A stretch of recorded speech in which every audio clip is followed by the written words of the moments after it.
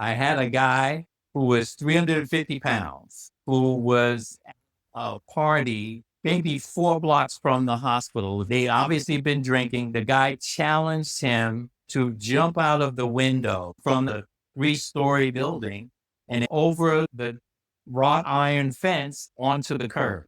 And he bet him $10 that he could do this. So the guy jumped. He's 350 pounds. His legs got over that wrought iron fence.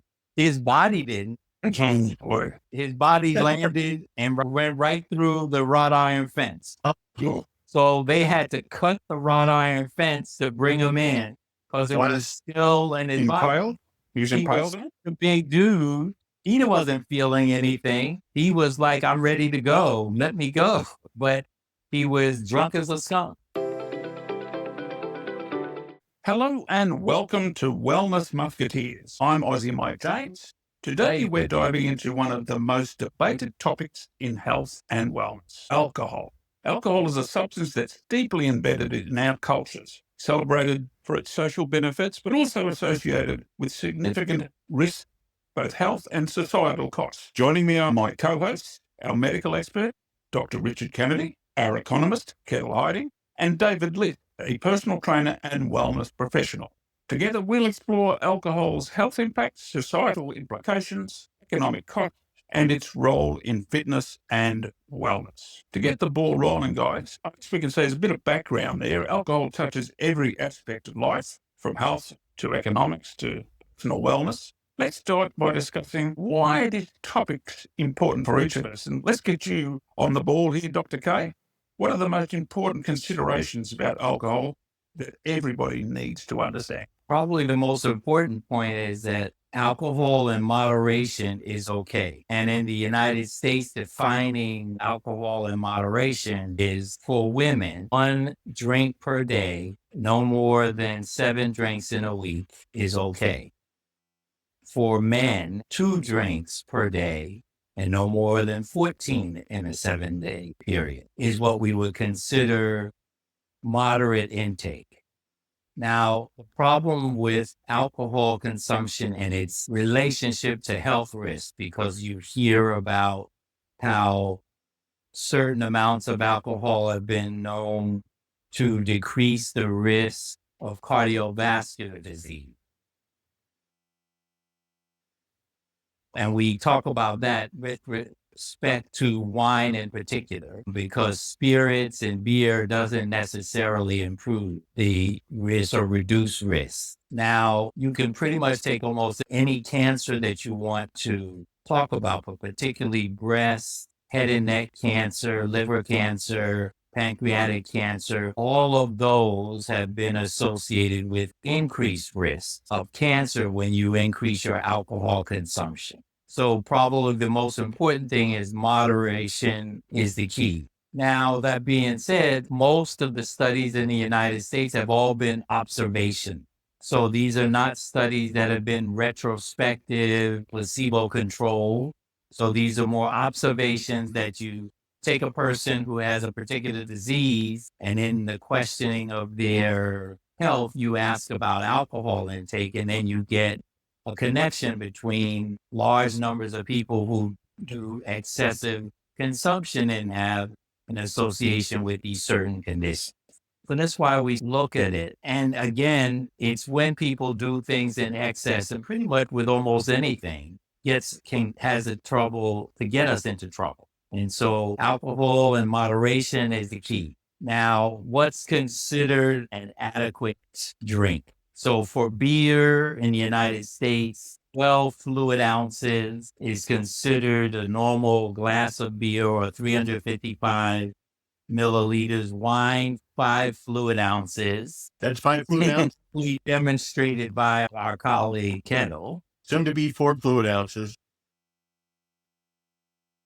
448 milliliters. Distilled spirits, that at least 80 proof. Whiskey, scotch, things like that. Bourbon, 1.5 fluid ounces or 44 milliliters. is what is considered a standard typical drink. Now, one of the other caveats that I always say that a person who drinks alcohol on an empty stomach has a greater chance of having more of the untoward effects of the alcohol versus the person who drinks with a meal with food. Because again, alcohol is broken down in the liver.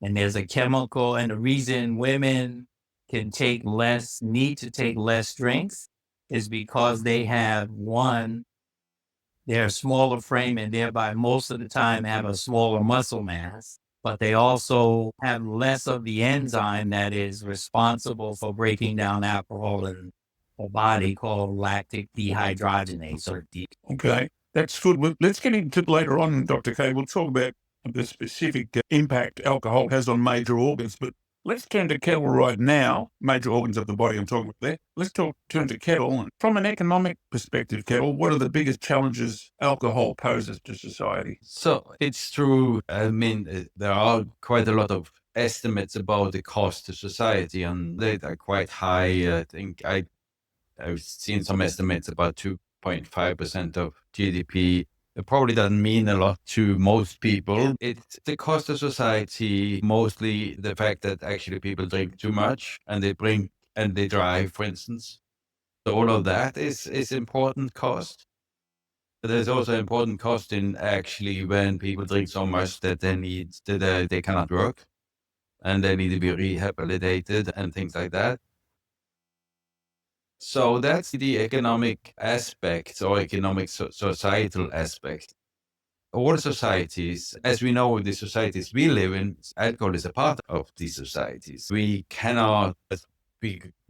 I cannot remember the prohibition. I don't think anyone here can. There was an attempt of trying to get rid of it because it's a reaction of it was getting out of control. But every society is in some way or another that we know are trying to struggle with imposing some moderate behavior when it comes to alcohol. And I think that's something we can discuss as well, and has to do with it can be quite addictive. I mean, so if one drink easily leads to a second drink and a third drink, it doesn't have a very clear kind of, oh, this is enough, like when you eat food, at least, or normal food. Okay, now, in terms of alcohol in conversations about fitness and personal wellness, I guess one of the key factors here is alcohol's quite calorific. A 12-ounce bottle of Heineken, because it's one of my favorite imbibes, is 140 calories per bottle. You take 5 or 6 of those a night, that's a significant calorie consumption. And of course, allied with that, if you're out and about, it's just a bar or something, you'll tend to munch along with something with that, something salty or fries or whatever else, a bar food or so forth. So again, it becomes the allied calories add up there. So I guess in terms of the fitness space, again, it's about moderation, as Dr. Kennedy says, but it's also very important to keep in context, because if you're pursuing a fitness program, if you are excessively taking in alcohol, your motor activities, your fine motor skills are definitely going to decrease because your reaction times won't be the same and so forth. And you're more likely, I would say, if you're recovering from a hangover or whatever, to incur an injury and something like that. So moderation is the key. And I would say, I've got nothing scientifically to back this up, but I would say if you're really looking for that six-pack look that everyone is enamored with these days, I think drinking regular alcohol, beer in particular, is not going to be a factor that helps with that. In fact, I would then say it's damn near impossible. Yeah. I have a comment and partly a question, because you mentioned it has a lot of calories, but it's also, it has a lot of sugar. Yes. Yes. The one thing is actually it affects your calories, but also it can lead to a spike in your blood sugar. No? Yes. That has other impacts. And also that in fact it impacts probably the metabolism as well as how you actually process food. And to that was mentioned here that if you eat, that's what the positive things from France here at least, it's mostly combined with food. Even when you have an aperitif, you drink before the meal, you always have something with it to and that you also feel that you don't get as quickly drunk. It's important. Also, it's probably better for your body. But I would suggest if you're looking to get into a physique contest, certainly beer drinking wouldn't be a pursuit we're looking at on a regular basis. But other than that, again, it is about moderation. I'm still working on my six pack, though. That the glasses of wine is not helpful. One you drink or the one you wear? I don't know. It's Yeah. that's probably. Ketil, one wouldn't think that you would go into one of your fencing competitions Not drunk. No. having No. drunk beforehand. Because your target might end up being a whole lot bigger than it really is.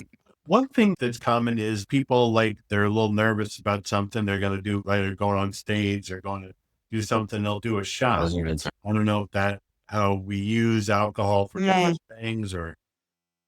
I guess that's an individual thing, I'd say, Dr. K, right? I'd say so. Think of it this way: for a lot of people, particularly the first few times that you drink alcohol for the first time, one of the things it does is it gives you initially this sort of euphoric sort of state of mind, or this very relaxed state of mind. So people's inhibition tends to be lessened. So that's why it's not surprising that there are people, although they should never do this, if they're going to give a talk or a presentation, might actually take a shot beforehand, because they found in the past they're more relaxed, and therefore they can focus and get into whatever it is that they're doing. Yeah. That's not a good thing, but it's like anything else. Alcohol has initially a high, but then if you continue to drink, it also can give you a depressive effect as well. What is it about alcohol that causes people to drop their ink, to become violent? They become like bar fights and spouse abuse and things like that. What is it about alcohol that makes people more violent? I don't know if it's that it necessarily makes people more violent, but you reduce their inhibitions. So if you think of it, take a person who two people happen to be in a bar and having a disagreement over whatever. While they're in the bar, they may disagree, and also because there are other more reasonable heads in the room will basically intervene and push people away or take them away, etc. But if you're inhibited, not inhibited, I should say, and someone is challenging you, all of a sudden you get this hero thing, I can do anything. You get this invincible mindset. And so throwing a punch at that time or shoving somebody at time, you don't think twice about it because you're inhibited. You can take the other avenue. You're in a bar or a club and you've had one or two drinks, and there's this young lady across the room that you've been noticing all evening, initially because you're afraid of being rejected. You don't say anything. But then after you've had a couple of drinks, you're not really concerned about that. And you'll walk up to that person, introduce yourself. You might even say, "Can I buy you a drink? Boy, I've been standing here watching you all evening. I just thought that you would really like this drink. So I took the opportunity to bring that over to you." Now that might not work, but at the same time, it takes away, even if you get rejected, you don't go into a depressive state because you don't care. Was it like, I tried, it didn't work, and you move on to the next. I'm learning something every day with Dr. Kennedy. As an emergency room physician, do you have any stories from people that you came across in the ER? Plenty. Yeah. The problem is, you have to remember, many times when in the emergency room, you're seeing people who are they're intoxicated. So they're belligerent. If their natural behavior is to be aggressive, they're more aggressive. If their natural behavior is to be timid, they actually can be more withdrawal. I agree, Dr. K. I agree. It's you see this all the time. Or you'll see people who would like to, they've always had the thought, boy, if I could just run across the street and jump over that car, I could do it. Whereas common sense says, I haven't run in 6 years. If I go and run and try to jump on it, I'm probably going to miss it and get hit by it. But and best example, I had a guy who was 350 pounds, who was at a party maybe 4 blocks from the hospital. And this guy challenged him they obviously been drinking. The guy challenged him to jump out of the window and this is, think of it, it's a brownstone, so it's a 3-story building. And they challenged him to jump from the second floor to jump over the wrought iron fence onto the curb. And he bet him $10 that he could do this. So this is 1987 or so. And the guy, he jumped. Now, remember, I told you he's 350 pounds. His legs got over that wrought iron fence. His body didn't. His body landed and went right through the wrought iron fence. So they had to cut the wrought iron fence to bring him in because it was still in his body. He was impaled? A big dude. He wasn't feeling anything. He was like, I'm ready to go. Let me go. But he was drunk as a skunk. Why? You know, I tend to agree, Dr. K. It was very much a pop culture, and I always believe that aggression, it was usually people who had that sort of trait inborn into them, I think, who were aggressive by nature, even without alcohol, largely. Very few exceptions to that, I thought, but in my experience. Turning to some of the actual health benefits and risks, Dr. K, could you explain alcohol's impact on major organs like the brain, the liver? We often hear about how alcohol affects the liver, the heart, and the immune system. yes. So alcohol, that there have been some studies that have found that moderate drinkers, again, these are in men, 2 drinks a day, women, 1 a day. And again, we're also talking about in the United States, everyone over the age of 21. Technically, if you're under 21, you're not supposed to be doing this at all. Okay. And so research has found that it lowers mortality. The moderate drinkers lowers the mortality rates compared to people who have abstained from drinking versus those who are heavy drinkers. Now, because there have been no studies to counter that, we don't know how accurate that really is. So it doesn't mean, so if a person reads that, they might say, gee, if I don't drink, but I hear that people who drink, men who drink 2 drinks a day, if I start drinking 2 drinks a day, I may decrease my mortality. That's not necessarily true. You don't know that because it's never just about one thing. You have to take into account the person's entire history, their family history, how they function at work, what kind of work they do. There's so many, what their mental health history is like. All of those things play a role. So research has also found that the risk of diabetes is lower in those who consume alcohol moderately. Now, why I question that because I don't understand the logic in that. But again, remember, these are observational studies. So it essentially means there was a study that maybe they initially said, we're going to look to see if people who eat a certain way and drink a certain way and compare them to another group of people who are supposedly eating a certain way but drink a little differently, what percentage of them get diabetes versus those who don't? So that's what it's implying. You have to read further to see how accurate that is. But probably the one group health issues that have been shown to be beneficial is that evidence has always suggested that mild to moderate alcohol consumption decreases the risk of coronary heart disease and thereby cardiovascular mortality. So this goes back to where they used to say 2 glasses of wine a day, 1 to 2 glasses of wine a day decreases the risk of cardiovascular mortality. And they looked at this, and I think it was the French population, comparing it here to the US, and that their level of heart disease is less than that in the United States. So they made, and again, there are other factors that involve. The French diet is very different than the American diet. Therefore, forgetting about the types of food, just the quantity that people consume is very different than the quantity that's consumed here in the US. There's like there's more obesity in the US. There's less in Europe.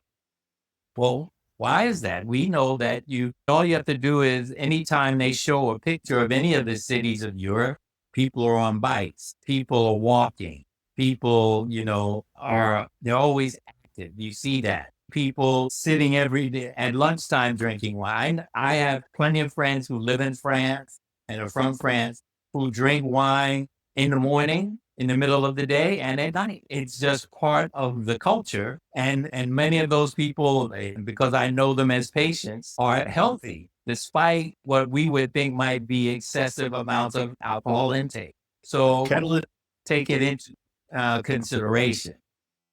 How is it in Norway and Australia versus America as far as alcohol? Ketil's from Norway. Yeah, no. Notice Norway, it's much closer to America in a way that it is not something, drinking alcohol is not necessarily part of Europe. Actually, it might be a little different from Australia, but more like America, it's not something of your daily life. But you drink more when there's a party. There's more weekend drinking and there's larger quantities during the weekend. And it's, whereas, for instance, in France, you drink with meals and it's more often. And also the attitude towards drunkenness is very different. So here in France, it's considered really bad form and also somewhat loss of, that you actually get drunk is a loss of control. Whereas in Norway is okay. So that's like in America. And so but you're looking for a whole different thing when you drink. And in France, it's more about a bit a meal or maybe in a social setting, a glass or two, and you stop with that. But the total quantity is going to be more. Just a comment but maybe Mike wants to talk about Australia. But a comment on the studies. So, of course, when it comes to diet and all of these things, and maybe even to some extent, things like smoking, it's very hard to do double-blind tests and the kind of... Yes, absolutely. But there's always going to be some problems with these things. But as you said, one thing important is to try to figure out what is the mechanism by which you can actually say the causality goes one way or not the other. So the problem also when you're comparing a population that does so much things different. Yes. It's very hard to say that it's because of the alcohol, because nearly everyone is drinking 1 or 2 glasses. Yeah. Oh, yeah. In Australia, remembering that, I left Australia 30 years ago, it may have changed, but certainly the Australia I grew up in was very much a hard drinking sort of culture. You worked hard and you played hard. Even if you played a sport, you went to the bar after it and many beers. And it was just considered part of life, your Fridays and Saturdays and so forth, just considered normal. And I was going to bring this up later, but I thought maybe now is an opportune moment to bring it up. When we talk about the moderation, I guess when you're in a culture similar to that, and when you're in that sort of atmosphere, and we like to live in a real world, people are people, that, what Dr. Kennedy was referring to, the one standard drink, etc., that sort of goes out the window. I can't remember anyone counting drinks. Unless you were driving, you didn't drink and drive when we were in a social situation in Australia. So moderation, when it did become a problem, I was very fortunate. I was pointed to, in my physical education degree, I was pointed to a graph or a reference called the Jellinek curve. And it was devised by Dr. Morton Jellinek, and created and developed the Jellinek curve back in the 50s. And it was later revised by a British psychiatrist, Matt Galat. And it's a pictorial chart that represents the typical phases of becoming addicted to alcohol. Yeah. But what this does is it outlines specific behaviors where you are going beyond moderation. And it talks to actual specific behaviors like memory blackouts, urgency of your first drinks, and progresses along there to where you actually need addiction specialist treatment. And I always found it both then growing up and now when any in a wellness field and as a wellness coach, if anyone comes up and asks me, they maybe think they have a drinking problem, I refer them to this chart.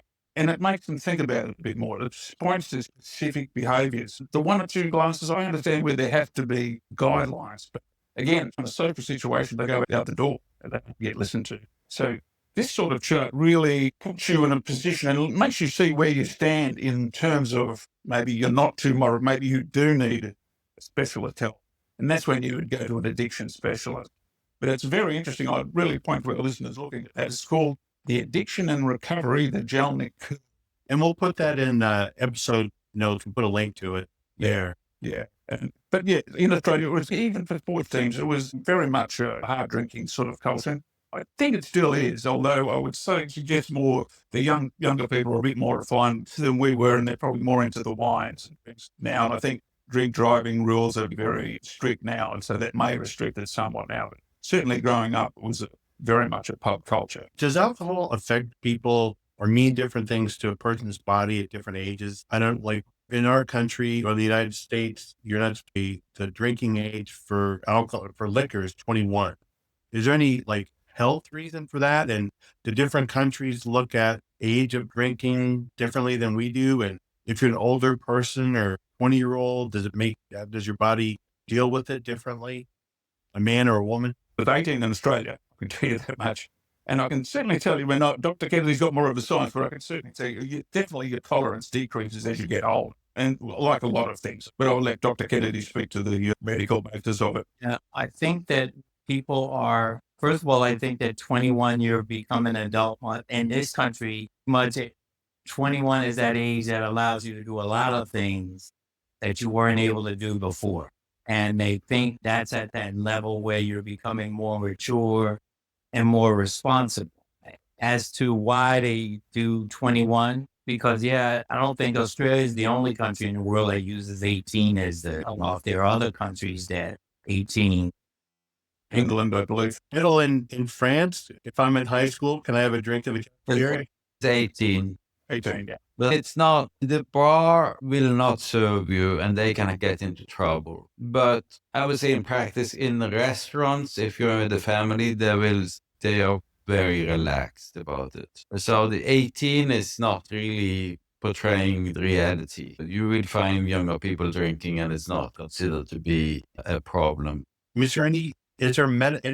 And I would think that, again, here in the States, one of the reasons that what makes a lot of sense is that a lot of the motor vehicle accidents in the younger people happen. There was an association with alcohol and or drugs. Yeah. And so they try to get a handle on it by using 21, because we know that every college campus, although they're supposed to be alcohol free, that there are literally pubs just off the campus grounds most of the time.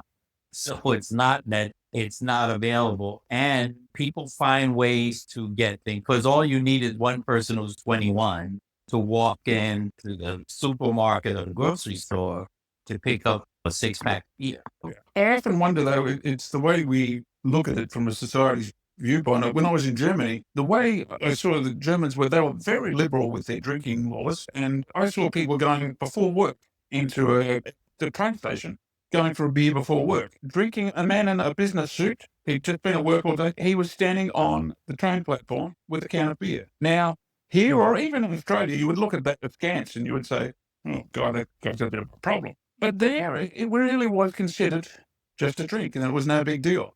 So I guess it's the attitude to it. Here in America with the college groups and everything, it's pound them down, let's get drunk and so forth. But I think it's German, and some cultures have a much more sensible attitude to it. It's interesting. Like, I know, like when I was in college, I knew some people, I'm sure you met people, like their parents were very strict. They lived in a home, maybe it was a religious home or whatever, that they could not drink. It was like you were committing murder if you had a glass of beer.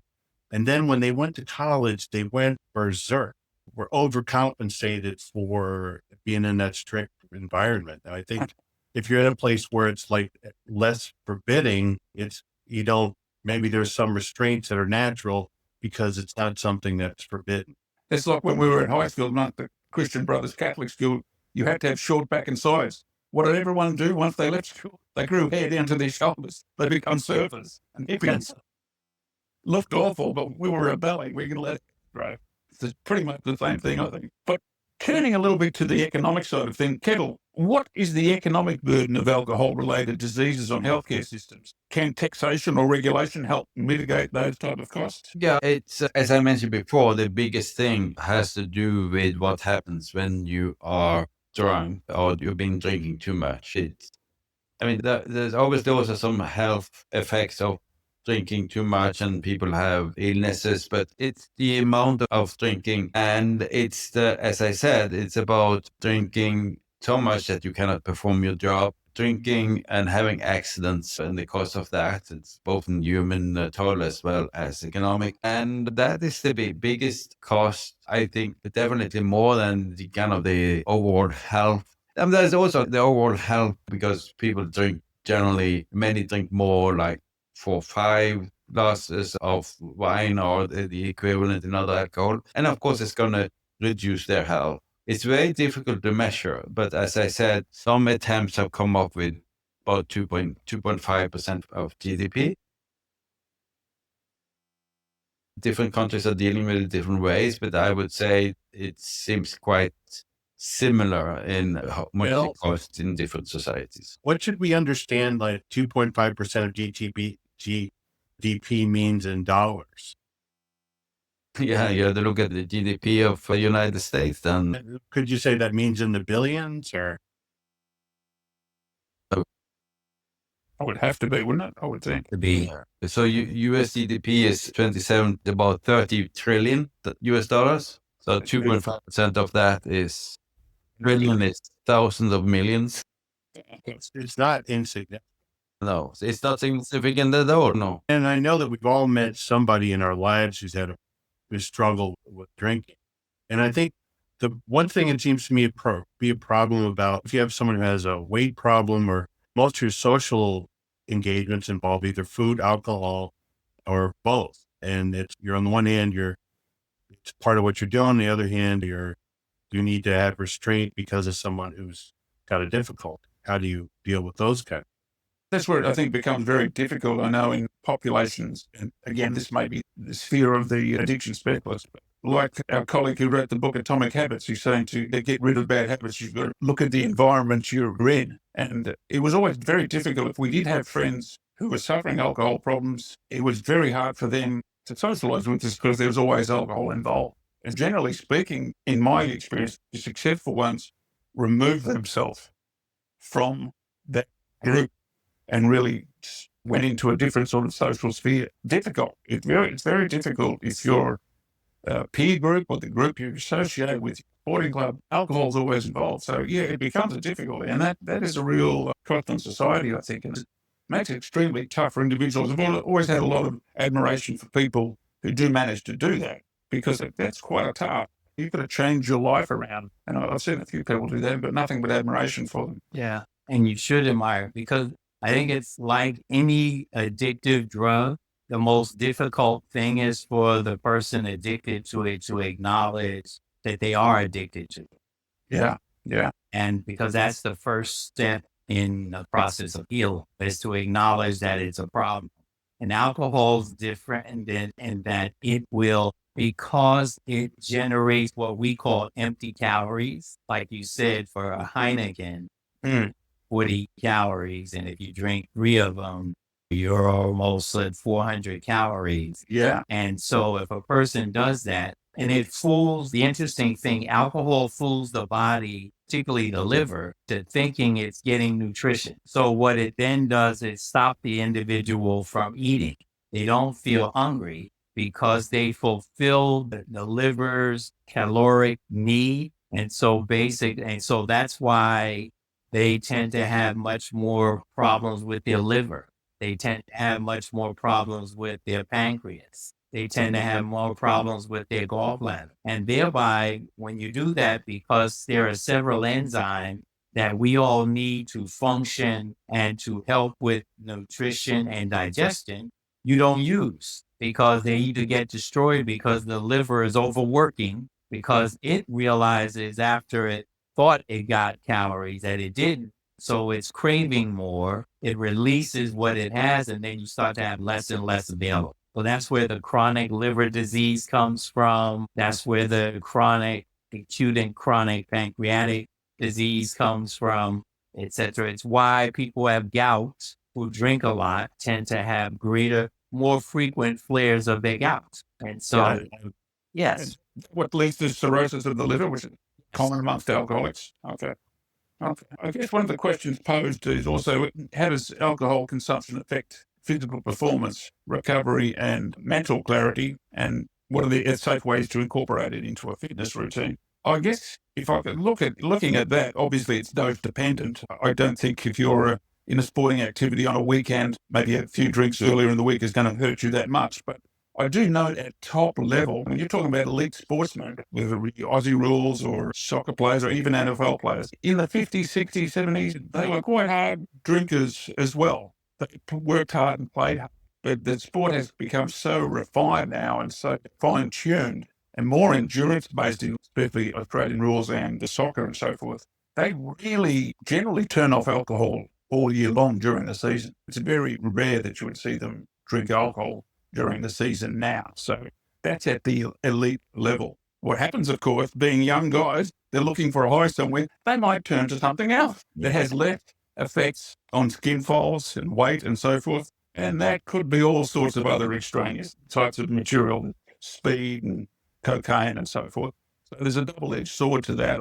Yes, in alcohol consumption for the average person in a fitness routine, I think, again, moderation and allowing yourself time to recover so that you've dissipated it out of your system a little bit. I would say at least 12 to 18 hours before you do your next exercise session, just so that you're not going in there with a belly full of alcohol or possibly being a bit troubled by your fine motor movements. And that's just a general rule of thumb. Now, I have no research to really back that up.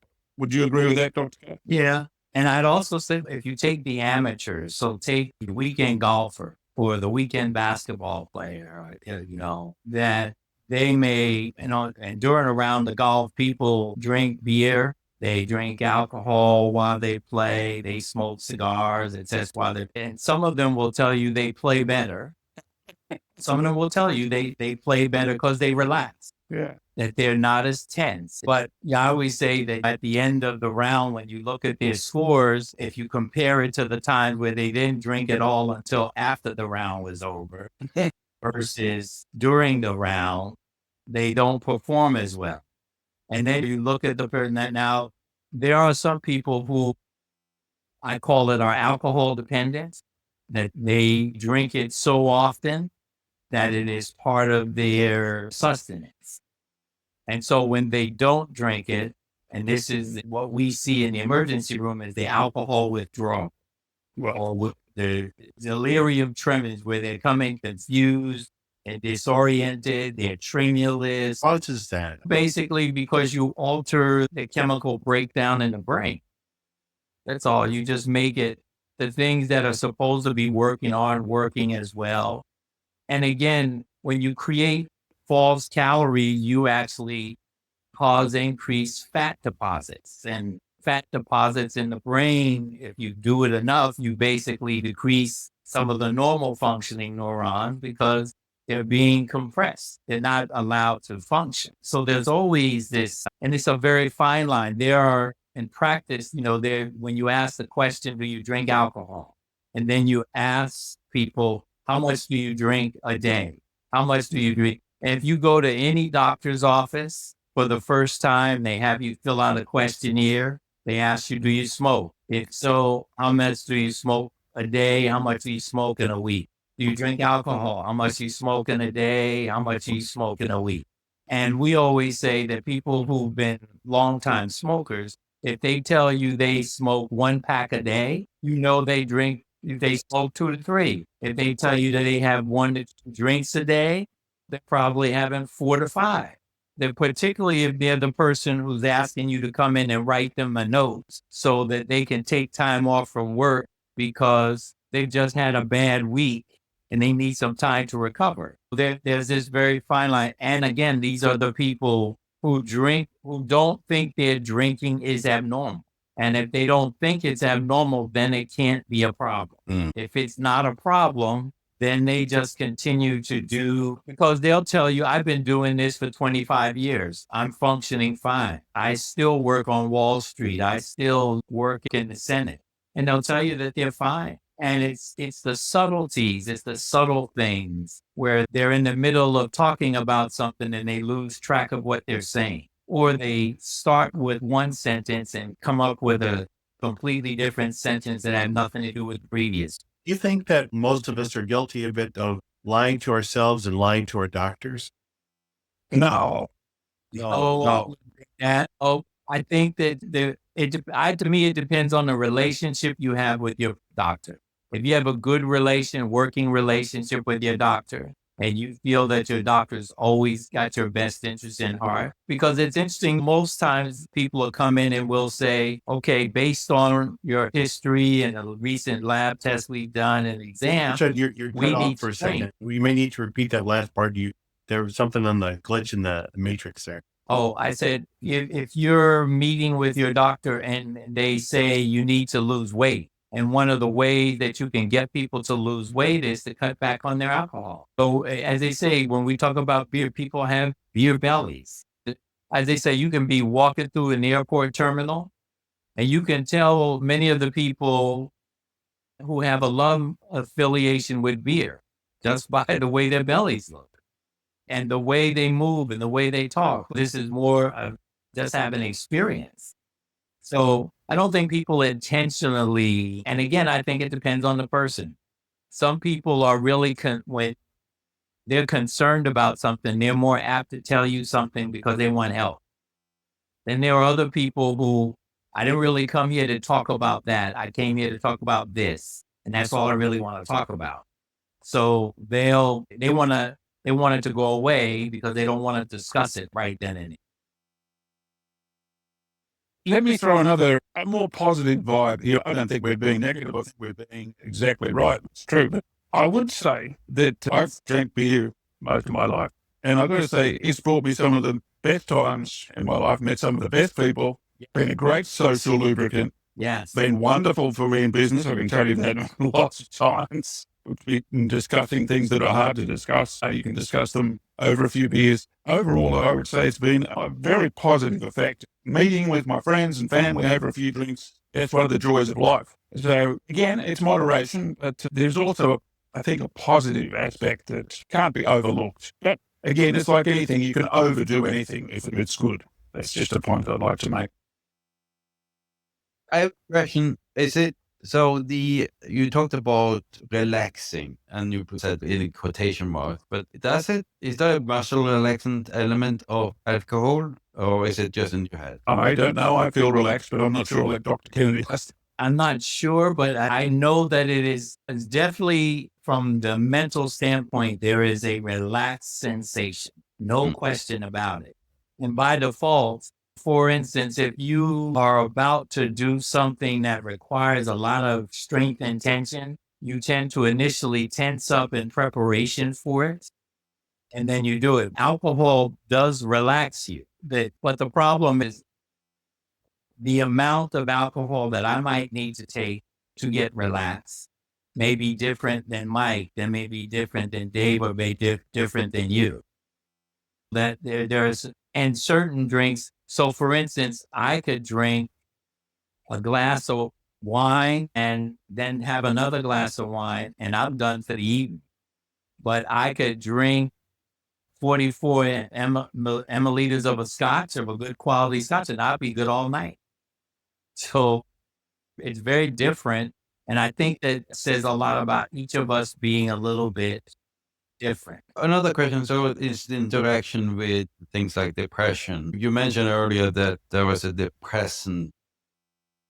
Yeah, that the more they drink it, the more they drink it, the more likely that later on they'll have a depressed mood or be sad or more quiet. It's why they tend to fall off to sleep. It's why you don't want people to drink and drive, because in the midst of their driving, they're not as alert. They're not as focused on what's ahead of them. They're actually too relaxed, too calm. Yeah, I think that's a good point, Ketil, and you bring that up because, again, I'm talking from personal experience. If there was a problem I faced or if there was stress, alcohol wasn't the answer. I never used it I never thought to use it as a way to get relief or something like that. You've got to tackle the problem. I always saw it as a social lubricant for celebration, not for commiseration or depression. And I think there's a very real element when you see people drink too much in a depressive state, it's not good. And I'm not a psychologist, but that's a very good point. Yeah.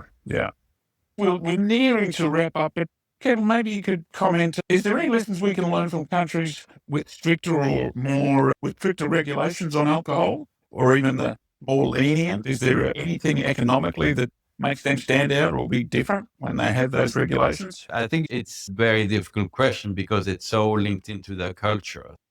All the Nordic countries having a very strict regime. But I think unless you want to go the whole way out, you're going to have to struggle and have some leniency when it comes to alcohol. And I think overall, even though living in France, I must say that cultural attitude towards alcohol helps it promotes moderation. And actually, alcohol consumption is falling in France. Okay. Whereas in the Nordic countries, it's not. And it's a healthier approach, although of course it has costs here too. The large amount of drinking all day, it's not good, but that's not really the case anymore. So I think that's a good thing. So I think there's a lot to learn from that, but it's a part of a whole. After all, it's considered as food, and it's approach to food in general. I think that's another way of looking at it as well. It's like saying that everything you take into the body is going to have an effect on you, and it's a part of a harmonious relationship to your food, and that's also one of the things that's very different here. You eat at certain times, you drink at certain times, you do things during a certain rhythm. Yeah. Okay. Dr. Kennedy, I think we're winding down, but if you were going to talk to a teenage boy or teenage girl right now, and you were going to advise them about how they should think about alcohol and how they're going to consider it in their life, what would you tell them?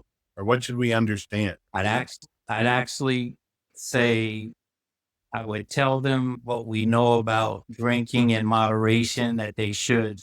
And at their age that they're at now, that alcohol, there's no advantage to them using alcohol at this time in their life. As they get older, that may be for celebration, things of that nature. But I would also encourage them, you grew up in a household where either there was no alcohol or there was some alcohol. And I think it's important to take into account what your family believes is normal. Assuming all things were pretty normal to begin with, you want them to follow the guidance, because the people who clearly said there will be no drinking, no alcohol, no anything like this, some of those children cannot wait to do it. It's no different than them saying, nobody's going to smoke in this house. And every opportunity they get, they try to find a way to do it, because particularly because we live where alcohol is advertised, just like they advertise detergent, just like they advertise deodorant and hair wash, clothing. So it's part of the culture. It's part of life. So you want people to understand it. And also, people won't know how alcohol affects them until they try it. And so moderation is always the key, but you always tell people, and I agree with Mike, is that it is like a social interaction that creates good vibes, good things. Lots of, as they say, probably many business deals all over the planet have taken place with a glass in each person's hand, whether they drink anything of it or not. But just the fact, because it is a way to relate to one another. You may get to the point where you talk about, gee, I like this particular drink. Try this, things like that. So there are many different ways in doing it, rather than forbidding that it's there. But I think you have to deal with, you really have to respect your own culture, what works for you, because you may grow up in a culture where you're quite comfortable.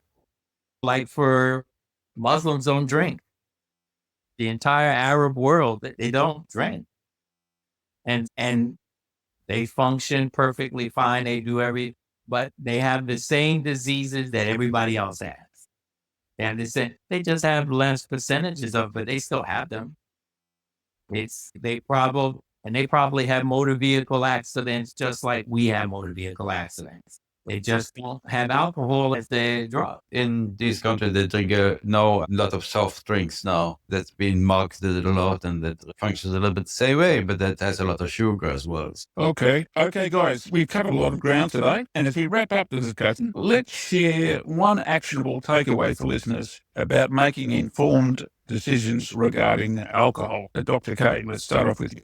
If you're not drinking, you shouldn't start drinking just to be one of the crowd. You should think about it and everything in moderation. The goal here is for women, 1, for men, 2. And I would tell you, if you're starting out, 1 probably is more than enough for you to sense and see, because there's going to be a feeling or a reaction to it.